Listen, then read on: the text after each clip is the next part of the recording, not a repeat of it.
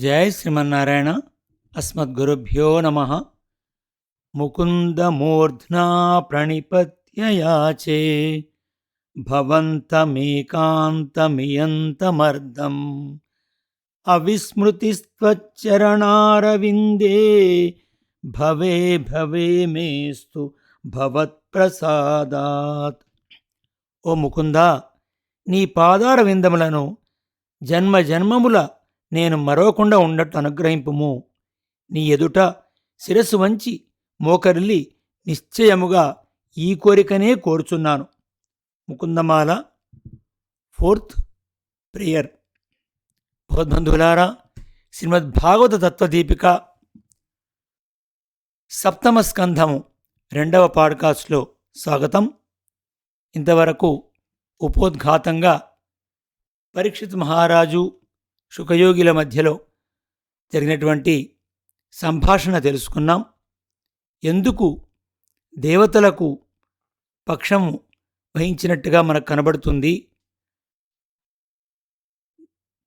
భగవంతుడు ఎవరివైపు కూడా పక్షపాతం వహించాడు కదా, ఆయన అవాప్త సమస్త కాముడు కదా అని ప్రశ్నించాడు. దానికి ఒక ఉదాహరణగా శిశుపాలు యొక్క వధ గురించి కథాభాగాన్ని కొంత వివరించాడు. ఇప్పుడు మనం ప్రహ్లాద చరిత్ర ప్రారంభం చేసుకోబోతున్నాం. పూర్వము హిరణ్యకశిపుడనే అసురుడు హరిదాసు అయిన కుమారుని హింసించడము సహించలేక భగవానుడు హిరణ్యకశిపుని చంపిన వృత్తాంతము చాలా విచిత్రమైనది. హిరణ్యకశిపుడు ముందు అసురుడు కాడు. అతడు వైకుంఠములో ద్వారపాలకుడు. వైకుంఠ ద్వారం వద్ద జయుడు విజయుడు అను 2 ద్వారపాలకులు ఉండేవారు. ఎంతవారైనను మహాపురుషులను ఎదిరిస్తే దాని ఫలితమును అనుభవించక తప్పదు. ఒకసారి వైకుంఠానికి సనక సనందాదులు 5-6 ఏండ్ల వయస్సులో ఉన్నవారు ద్విగంబరులు వచ్చినారు శ్రీమన్నారాయణ సేవించడానికి. వారిని మహాపురుషులుగా గుర్తించలేకపోయినారు జయ విజయులు. ఎవరో పిల్లలనుకున్నారు. వారిని లోపలకు ప్రవేశించకుండా నిరోధించినారు. జయ విజయులు రజస్తమస్సులు అంటని లోకములో ఉండియు మహాపురుషులను అవమానించినట్టి రజస్వభావము అంకురించినదని, అది పోవలనని అనుగ్రహముతో శాపమిచ్చినారు సనకాదులు. ఈ శాపములే పాపక్షాళనములు. స్వామికి దూరమై అసజన్మ పొందుదురుగాక అని శపించిరి. వారు ప్రార్థించగా 3 జన్మలలో మరల స్వామిని పొందుతారని కుమారులు అనుగ్రహించినారు. వారు మొదటి జన్మలో హిరణ్యకశపుడు హిరణ్యాక్షుడు పేర్లతో దితికి కుమారులై జన్మించినారు. హిరణ్యాక్షుడు భూమిని హరిస్తే వరాహమై శ్రీమన్నారాయణుడు అతనిని చంపినాడు. మహాభాగవతుడైన కుమారుని హింసిస్తే నరసింహుడై హిరణ్యకశిపుని సంహరించినాడు. 2వ జన్మలో వారే రావణ కుంభకర్ణులై శ్రీరామునిచే హతులైనారు. 3వ జన్మలో వారే శిశుపాల దంతభక్తుడై శ్రీకృష్ణుని చక్రముచే సంహరించబడి పాపక్షాళనమై మరల నారాయణ సన్నిధానమును చేరిరి. రజస్తమస్సులను సత్వము అణగతొక్కునట్లు తానే వారి మనసునకు ఆశ్రయమగునట్లు చేయడమే స్వామి చేసిన ఉపకారం. దీనిని ద్వేషముగాను పక్షపాతముగాను భావించుట మన పక్షపాత బుద్ధి. దానిని ఎరింగి ఉపకారముగా భావించుట అసామాన్యుల లక్షణం. ఇప్పుడు ఒక సందేహం. సాధారణముగా కొడుకులను తండ్రి ద్వేషించుట చంపించుట ఉండదు కదా.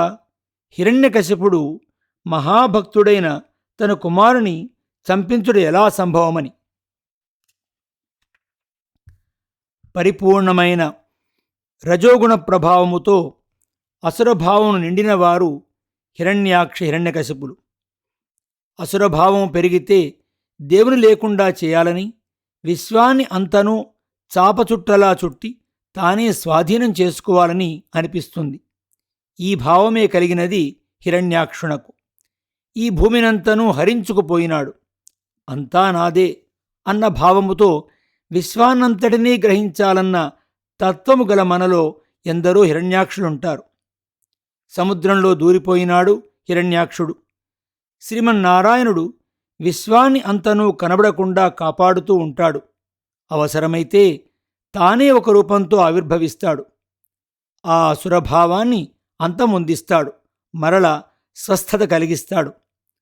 వరాహ రూపం ధరించాడు, హిరణ్యాక్షుని సంహరించాడు, భూమిని మరల యథాస్థానంలో నిలిపాడు. హిరణ్యకశిపుడు తన సోదరుని శ్రీహరి వధించాడని తీవ్రమైన ఆవేదనతో శ్రీహరిపై పగపెట్టుకున్నాడు. తమ మంత్రులను సామంతులను పిలిచినాడు. మాయాసూకరుడై ఆ శ్రీహరి నా సోదరుని చంపినాడు కనుక నేను వాని సంహరించదను. వాని సంహరించిన వాడే బలమని నమ్మియున్న దేవతలు తమంత తామే నశించెదరు. నా సోదరుని ఆత్మకు శాంతి లభించును. నేను ఆ శ్రీహరికై అన్వేషణ సాగించుచుండెదను. మీరు ఈ భూమిలో వానిని ఊర్చి తపస్సు యజ్ఞము చేసేవారిని, వేదాధ్యయన వ్రతములు చేసేడి వారిని సంహరించుడు. ధర్మము సత్యము యజ్ఞము ఇవి శ్రీహరికి వాసస్థానములు. అందుచే వేదాధ్యయన పరులను, యజ్ఞకర్తలను, వేదములను దహించుడు, నాశనము చేయుడు అని ఆదేశించినాడు. వారట్లే చేయుచుండిరి. తాను సైన్యముతో దేవలోకముపై దండెత్తెను. వారి పట్టణములను ధ్వంసము చేసెను. దేవతలందరూ బెదిరి పారిపోయిరి. తన సోదరుని మరణముచే దుఃఖించుతున్న తల్లిని, మరదలిని ఓదార్చుటకు హిరణ్యకశిపుడు వచ్చి వారికి తత్వజ్ఞానమును ఉపదేశించి దుఃఖమును ఉపశంపదించపూనినాడు. రాక్షసులు అసురులు జ్ఞానహీనులు కారు, ధర్మములు ఎరంగనివారూ కారు, తపస్సుని చేయనివారూ కారు. కాని రజోగుణ ప్రభావము చేత అందరిలోనూ వ్యాపించి నియమించే భగవత్తత్వము ఒకటి ఉన్నదని గుర్తించరు. నేను నియమించువాడను, నాకంటే వేరొకడు ఈశ్వరుడు లేడని వారి భావన. ఏ కార్యమును చేసినను తానే చేసినట్టు భావింతురుగాని అందరిలో తనలో వ్యాపించిన ఒక తత్వము యొక్క శక్తిచే చేయుచున్నానని భావించరు. దానికి వ్యతిరేకముగా ఈశ్వరుడే అంతయు వ్యాపించి ఉన్నాడు, సర్వము వానిచేతనే నడుచున్నదని భావించువారు దేవతలు. భగవద్గీతలో 16వ అధ్యాయంలో మన గుణములలో దైవ అసుర విభాగమును చూపించినాడు. హిరణ్యకశిపుడు అసుర సంపద గలవాడు. విశ్వమంతయు తనదేనని, దాన్ని నిలబెట్టువాడు పాలించువాడు తానే అనియు, తనకంటే వేరే ఈశ్వరుడు లేడనియు వాని భావన. వారి జ్ఞానము ఆ సమయమున ఇతరులకు శోకమును తొలగించుటకు కొరకు మాత్రము సాయపడను, తమకు ఉపయోగపడదు. హిరణ్యకశిపుడు తల్లికి చెప్పిన వేదాంతము ఉపనిషత్తులలోనూ భగవద్గీతలోనూ చెప్పినదే. అది అతనికి భగవత్ప్రాప్తికి సాయపడలేదు. దేహమునకు ఆత్మగల భేదమును వివరించినాడు. ఆత్మ నిత్యము శుద్ధము నాశరహితము, జ్ఞానము కలది, శరీరము కంటే వేరైనది, కర్మచే శరీరములో బంధింపబడును. శరీర సంబంధము చేతనే మనము చేయుచున్నట్లు అనుభవించున్నట్లు తోచుచున్నది. కాని చేయునది శరీరమే. కర్మ సంబంధముచే తాను అనుభవించుచున్నట్లు అనిపించునే గాని ఆత్మకు సుఖదుఖ సంబంధమే లేదు అని చెప్పినాడు. దానిని విశదపరుచు ఒక అతను చెప్పుచున్నాడు. ఒక అతను ఉసీనర దేశమునకు రాజు సుయజ్ఞుడు యుద్ధములో శత్రువులకు చిక్కి చనిపోయినాడు. అతని పట్టపురాణులు దుఃఖముతో విలపించుచున్నారు. అతని శరీరమును దహనము చేయవలనని సిద్ధపడగా సంస్కారములు చేయవలనని వారు ఏడ్చుచూ అడ్డగించుచున్నారు. వారికి మృత్యు అనగానేమో ఆత్మ అనగా ఏమో తెలియచేయవలనని యముడు అక్కడికి వచ్చినాడు.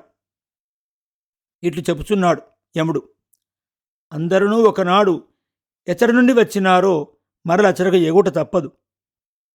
అయినను ముందు వెళ్ళిన వారి కొరకు తర్వాతి వారు వారికంటే వయస్సులో పెద్దవారే ఉండినను తెలియక వ్యర్థముగా ఎడుచుందురు. ఈ లోకమంతయు సృష్టించువాడు, రక్షించువాడు, మరల చేయకుండా చేయువాడు ఈశ్వరుడే. చనిపోయిన మీ భర్త మిమ్మల్ని రక్షించువాడు అని అనుకొనుట అవివేకము. ఎవ్వరు కాపాడినను ఇంటిలో దాచిన వస్తువు కనబడకుండా పోవును. దారిలో జారిపోయినను ఒకప్పుడు ఎవ్వరూ కాపాడనక్కరలేకయే దైవముచే రక్షింపబడును. భద్రముగా ఉండును. అడవిలో ఉన్నను సుఖముగా ఉండును. ఇంటిలో ఉన్నను ఆపదలు కలుగును. దీనికి కారణము దైవమే కాని వేరొకరు కారు అని చెప్పి చనిపోయిన స్వేగ్ని ఆత్మను శరీరము కంటే వేరైన దానిగా యముడు వారికి నిరూపించినాడు. ఒకసారి వేటగాడు ఒక పావురం యొక్క భార్యను వేటాడి తీసుకుని పోచుండగా మగపావురం వచ్చి ఏడిచి బాధపడుచుండెను. కాని ఆ పావురము కూడా తర్వాత ఆ వేటగాని చేతిలోనే పడినది. శోకము, వియోగము అనునవి కర్మచే కలుగునవి అని తెలియక మోహముచే శోకము కలుగుచుండును. కాని జ్ఞానముచే తగ్గించుకొనవలెను, తొలగించుకొనవలెను అని హిరణ్యకశిపుడు తన తల్లికి మరదలికి చెప్పి వారి శోకమును శాంతింపచేశాను.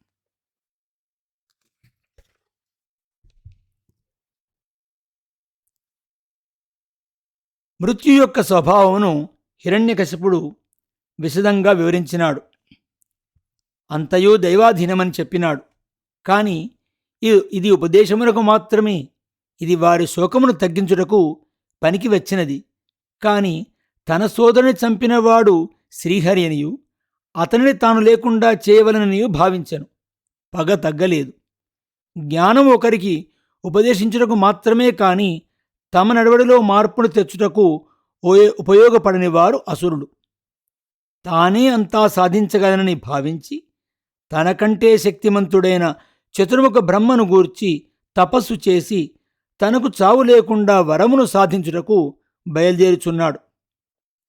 తపస్సును చేయుచున్న వారిని నాశనము చేయించిన వాడే తపస్సునకు బయలుదేరుచున్నాడు. మృత్యువు లేదని ఉపన్యసించిన వాడే మృత్యువు లేకుండా చేసుకున్నటకు ప్రయత్నించున్నాడు. ఇదంతయు అసురత్వం.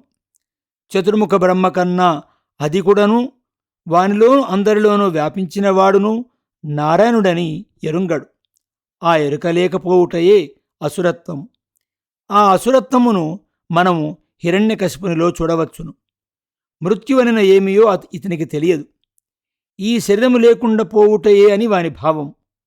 అన్నిటిలో వ్యాపించిన, అన్నిటికీ ఆధారమైన, అన్నిటినీ నియమించగల ఒక తత్వమున్నదని గుర్తించవలెను.